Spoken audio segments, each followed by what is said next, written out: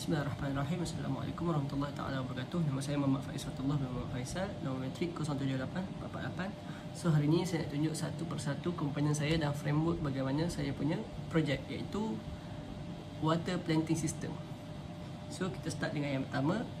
Antara komponen-komponen utamanya adalah, yang pertama adalah node MCU itu sendiri. Saya menggunakan Arduino R3. Bukan saya tak nak provide yang doktor bagi, which is ASP8266, tapi sebabkan tak cukup untuk support kita punya komponen utama, iaitu water pump 5V, sebab dia perlukan 5V sekurang-kurangnya. So ASP8266 tak dapat support 5V, just 3V je. So inilah komponen utama kedua kita, iaitu DC water pump. Dan yang ketiga mestilah hose tu sendiri, hose 1 meter. Yang keempat antara komponen utama tu adalah relay module 5V. Okey. Dan yang keenam adalah OLED display yang doktor provide.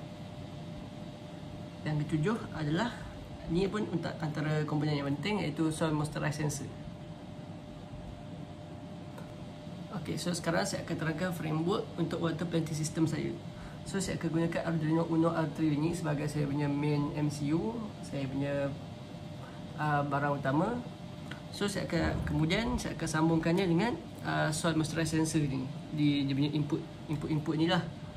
Kemudian dia punya framework, apabila soil moisturizer ni berada di tempat yang lembap, so water DC pump ni akan aktif, di mana OLED akan tunjukkan di sini berapa tahap kelembapannya, dan bila cukup tahap kelembapannya, water pump ni akan off secara sendiri.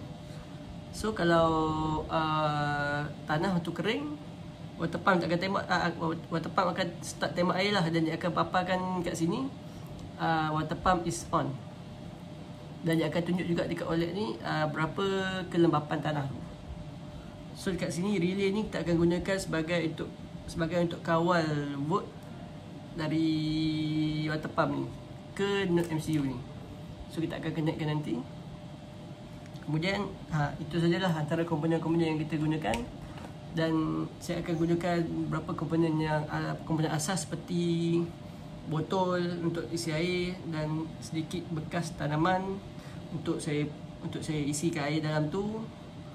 Dan water pump ni saya akan letakkan dalam botol yang berisi air tu lah, untuk sedut air dan masukkan ke dalam pasu tersebut.